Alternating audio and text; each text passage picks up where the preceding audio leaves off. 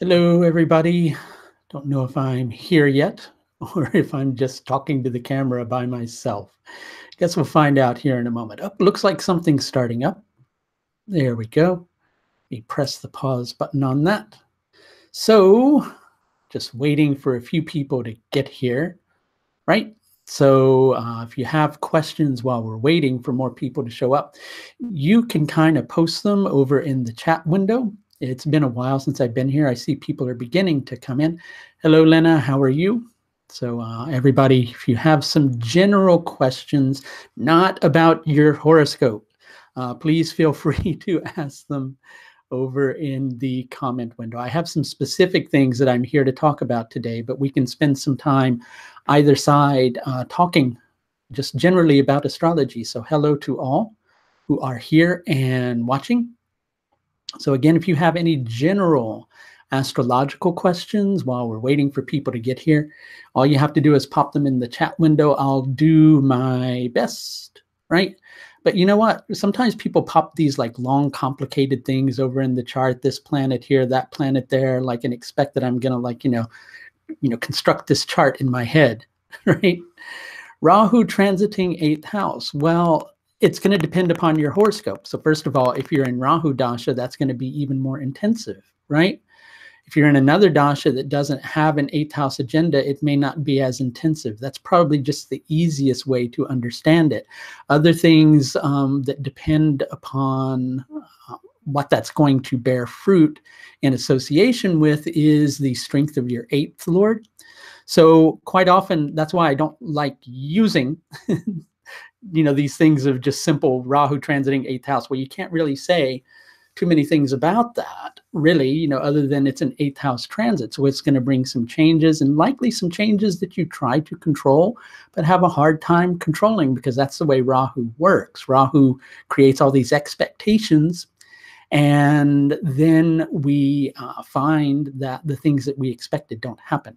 Or rather, I should say, we have the expectations. Rahu is just pulling us in a certain direction in order to help us to complete our karma. But we think we can control the show, but Rahu's there to teach us. And so since Rahu's there to teach us, it has to show us that it can't control the show. Venus Dasha. Well, that's kind of a very broad question. I don't really know what you mean, right? Venus Dasha is going to be different for each person. What are my views about the Hora chart? Hora chart is an excellent chart to use in order to understand liquid assets on one level, on the most, mundane level. It can be looked at for liquid assets if you want to look at wealth. It's also usable to determine resources, the capacity for someone to have their needs met. And that is if you're not using the Hora chart where everything's in Cancer and Leo, but where you're using a Hora chart where things are placed in different rashis. Basically, in the Hora chart, a planet's either going to be in an Indu Hora or a Surya Hora, which is what usually determines it being placed in Cancer or Leo, respectively. But you can construct a complete Hora chart, right, and just have those planets listed under the heading of their respective Varga deities, okay? So maybe one more question before I go into talking about today's topic. Saturn's vision on Sun in Vedic astrology can have impact over father-son relationship. It can, but it also depends upon the chart, what Saturn rules. Obviously, Saturn to the Sun can, because the Sun represents father, that can, create some tension there. But it also depends upon the person's horoscope, what dashas they're going through, all those things. You see, and this is something that I mention quite often when I'm here live, is that transits give what the dasha provides for. They give their own things too, but the things that are going to come into fruition the strongest are, for instance, if you're in the dasha of an 8th house planet, right, and you have an 8th house transit, that's going to become more prominent. Otherwise, those transits to specific areas, they're still going on, but they're not as big, right? So that's probably the easiest way to say that, is that, Basically, transits activate what's going on within the dasha. Otherwise, transits are transits that aren't really as prominent for us because they're energies that are moving. But the bigger things that happen in regards to transit tend to happen if they're provided for by the dasha. Okay, we'll deal with some more questions here in just a little bit. But what I wanted to talk to everybody about were my upcoming courses, and to see if anybody had any questions regarding these courses, some of the things that we're going to be teaching on it. So we'll start with the first one, and then we'll see if anybody has some questions based upon that. Starting the 10th of March, I will be commencing a 44-week webinar course. This 44-week webinar course will be on how to judge planetary yogas correctly. So what do I mean by that? Well, in most instances, people just usually look at the dignity of planets, but judging how strongly a planet will bear its fruits during its yogas, right? How strongly a planet will produce its yogas. That's probably what I'm trying to say. Is not just a matter of dignity. There are a lot of different calculations that have to get taken into consideration, such as the overall potency of the planet in the horoscope, in connection with its Chestabala, which combines to make something called Ishta and Kashta. Shubha and Ashubha Phala, that's another thing that has to be considered, in addition to Digbala. And all of these things get joined together in a specific mathematical way, which it's too complex to explain here, to help to judge how strong or how weak a planet will be in producing its yogas, and whether it will produce more of its negative yogas if it's involved in negative yogas, or more of its positive yogas. On this course, I'll also be teaching a lot of the best yogas to work with, especially using this particular technique, but this technique works with any planetary yogas. So this course starts the 10th of March, which is a Sunday, from 6:30 to 8 p.m. So let's see, does anybody, I should say, I'm getting all tongue twisted today. Does anybody have any questions in specific about this particular yoga course and what I will be teaching on it? I'll wait and see if anybody has any questions that they put in the chat window. And while I'm waiting for your questions, I've got a cup of tea. Don't worry, I won't slurp in your ear. All right. Let's see, any questions specifically about that course? Okay, so if you're interested in signing up for that course, you can sign up for it either by payment in full or payment by trimester at a link that I'm going to put in the chat window here in a moment. So all of you who come on here and ask about yogas and in a chart, this is the course to take, because a lot of times it's not just judging the yogas by a few different words that you type. Shall I repeat it? Okay, somebody says, can I please repeat, right? I'm going to be starting a planetary yoga webinar course that starts on the 10th of March. Okay, this is a 44-week course that runs consecutive Sundays from 10th of March on into 2020, but we're going to take a break over the holidays. What we're going to be teaching on this course is how to properly qualify the level to which a yoga will produce its fruits, in addition to teaching countless yogas, how to work with them using this particular technique, and doing tons and tons of example charts, and how to use this as kind of your foundation to get into more of the intensive techniques, which help you to narrow your predictive capacity and find confluence, for lack of a better way to put it. This is a really good course for those of you who tend to pop in here and ask these questions about yogas over and over again, because yogas can't just be determined by you putting your stuff in the chat window here. I need to see the horoscope. I need to look at the planets Ishta and Kashta. I need to look at how many yogas that planet's involved in terms of determining what that planet is actually going to produce in your horoscope.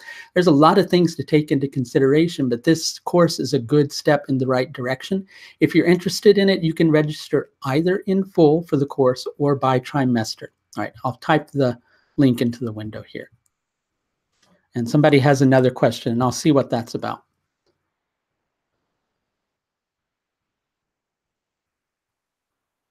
Okay.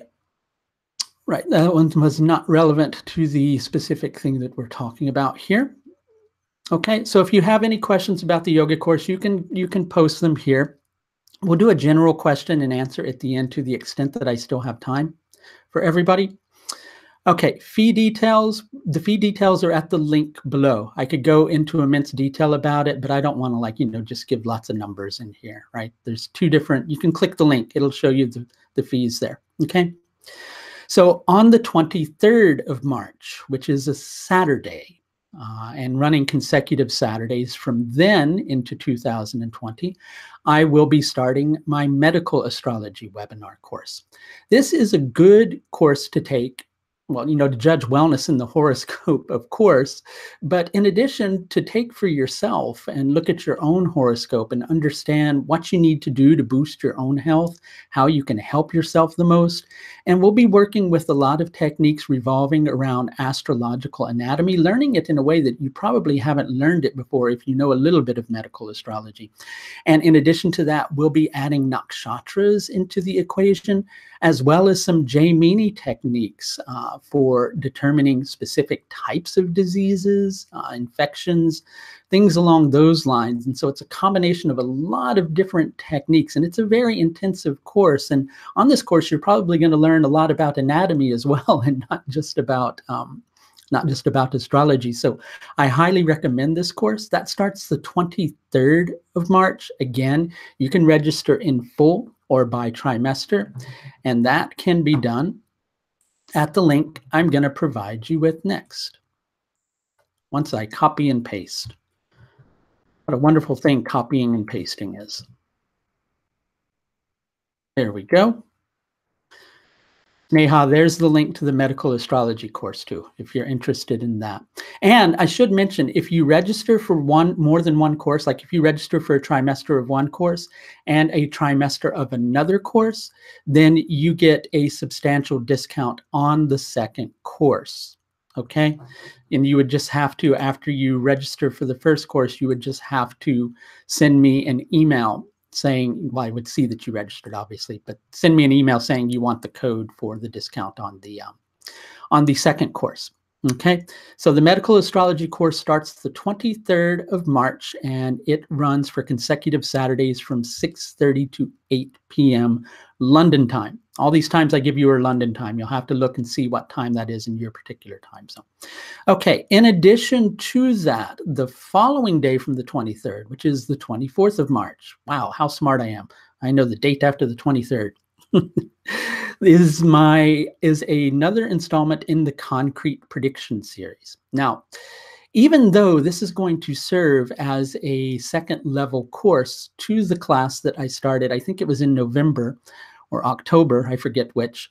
Even though this serves as a second level course, it can be taken as a standalone course.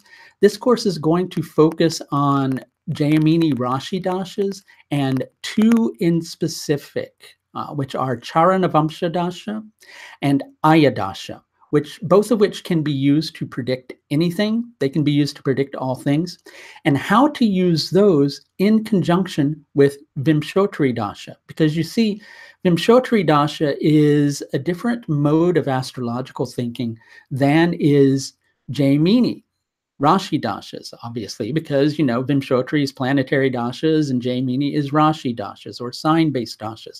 But it's deeper than that, too. Vimshotri is a lot more subjective.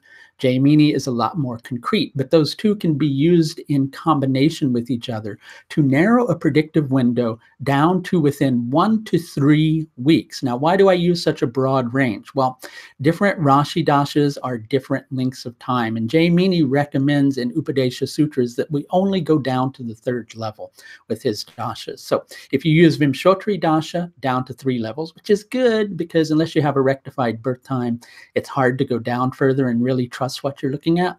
If you use Vimshotri Dasha down to 3 levels, you're usually looking at a period of time that's a few months. And sure, that's a decent prediction, giving somebody a prediction of something happening within a few months. But if you use that in combination with Jaimini Rashi dashas, dependent upon the length of the dasha, of the Mahadasha in Jaimini, you can sometimes narrow it down to a week, or at the most, 3 to 4 weeks. Then you can use transits to predict when the event will happen. And the transits are something that I'm going to teach later on in the year in the level 3 course. But you can use this as a standalone course. But in addition to that, sometime in the next few months, I will be releasing the level 1 course of concrete prediction as a video course. So if you sign up for this course, which is the level 2 course, you can pick up the video course later on and catch up on those techniques as well. This particular course, the concrete prediction with Jaimini Rashi dashas and Vimshottari dashas, is open to a 15% discount to the public for early registration. And that is available until the 24th of January, which is next Thursday. Not today, obviously, but next Thursday, if you want to register for that. And if you want to register for that particular course, you can do so at the link that I'm going to give you next. Okay? So this is the link that's appearing in the chat window that's for the concrete prediction course. Now, somebody just asked a question, which is, do I have a medical astrology course available? And I was just talking a moment ago about a medical astrology course that I'm starting on the 23rd of March. And you can register for that medical astrology course either by payment in full or payment in trimester, right? And so you'll see a few links in this video in the comments section. The first one will be to the yogas course. The second one is to the medical astrology course. The third one is to the concrete prediction course, which there's a 15% discount available on. But I'm going to type the medical astrology webinar course link again for Abhinav, who had asked about that. So Abhinav, this is for you, what I'm typing in the window. Okay. So I've got about another 10 minutes, and I thought I would see if anybody has any specific questions while I have a sip of tea.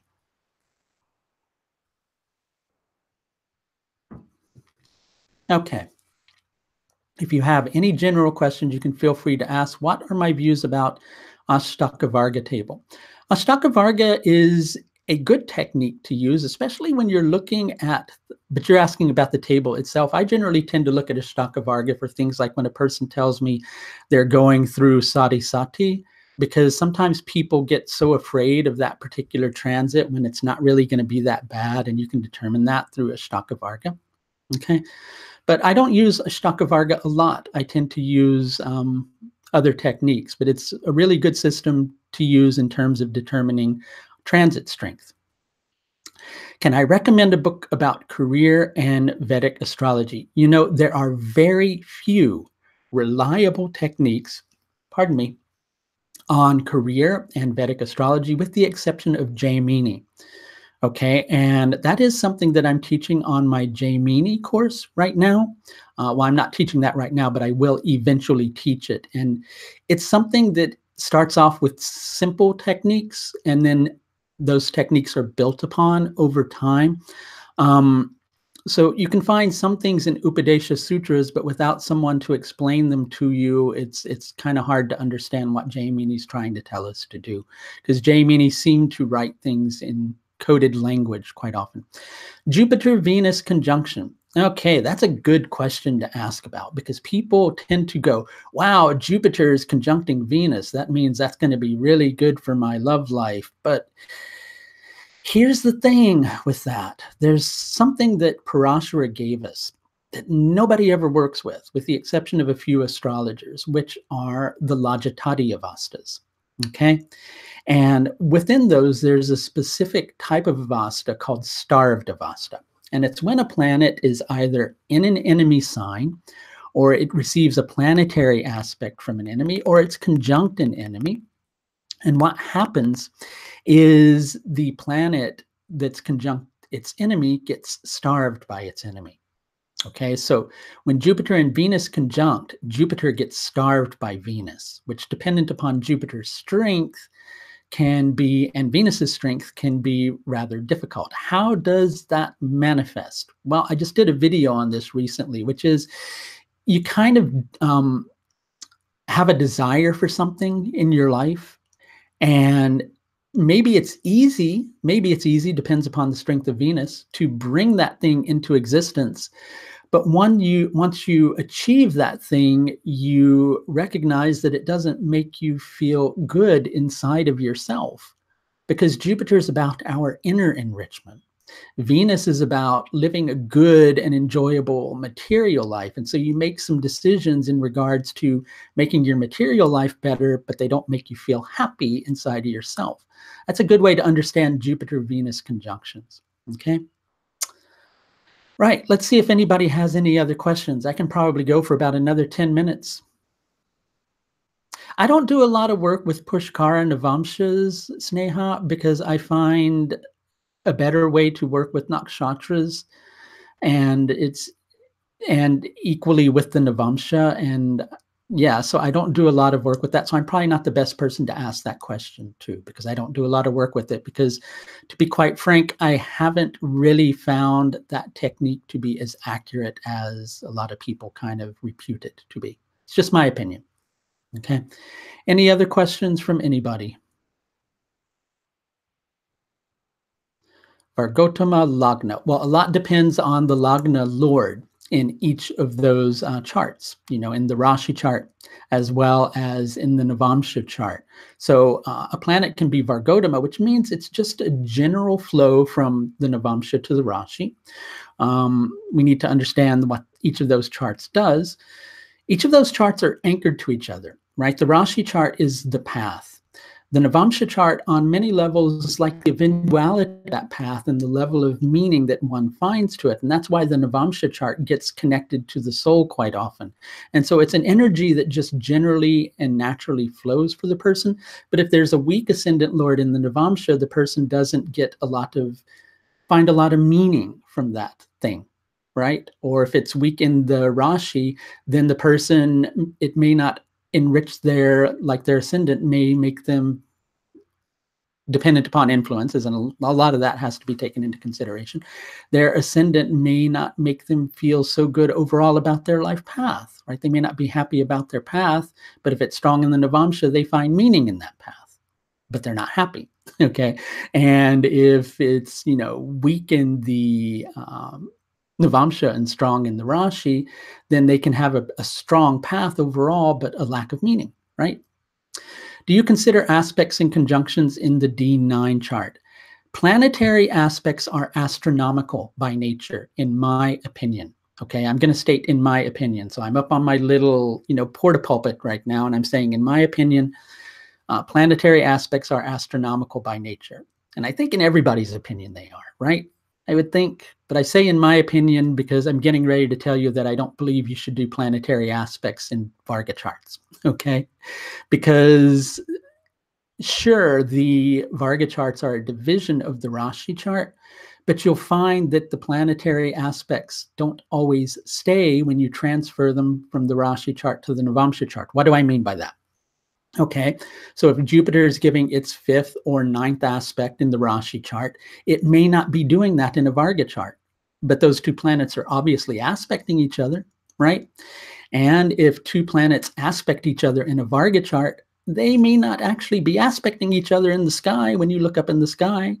So they're not really aspecting each other, are they? So planetary aspects are astronomical by nature. So in my opinion, and you know, I shouldn't have said, in my opinion, planetary aspects are astronomical by nature, because of course they're astronomical by nature. What I was trying to say is planetary aspects, in my opinion, should not be used in the Varga charts, because the Varga charts are a division of the Rashi chart, and planets don't always reflect the same aspects in those Varga charts. But Rashi aspects you can use anywhere. Okay, in terms of conjunctions, well, planets are conjunct each other in the Rashi chart, but they may not be conjunct each other in a Varga chart. Okay, so it's not really a conjunction.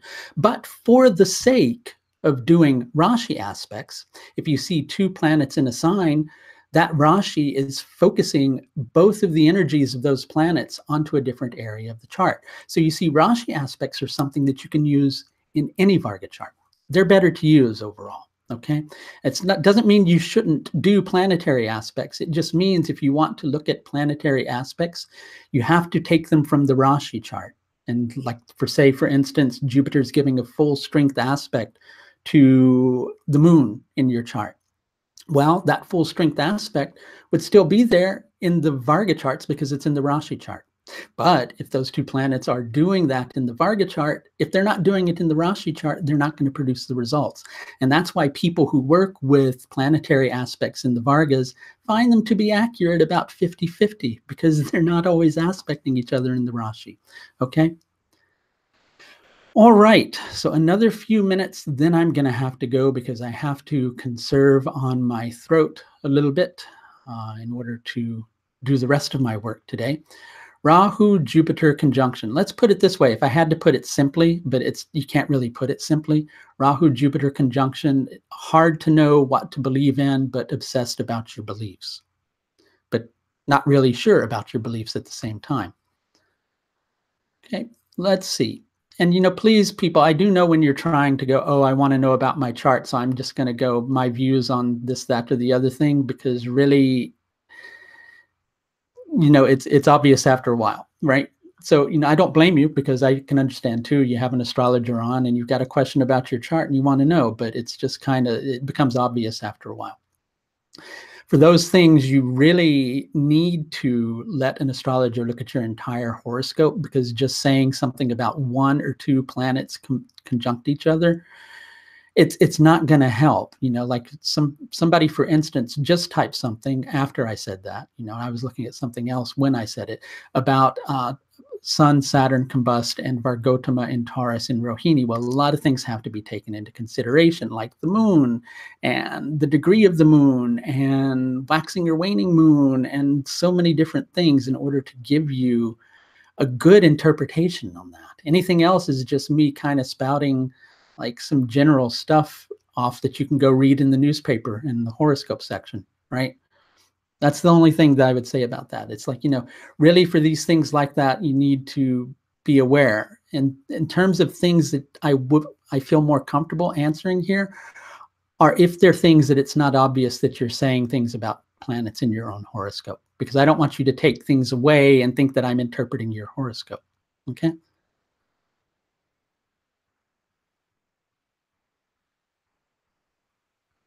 Okay, so just a quick reminder, 3 different courses that are starting. One is the Planetary Yogas webinar course. It'll teach you how to appropriately judge planetary yogas.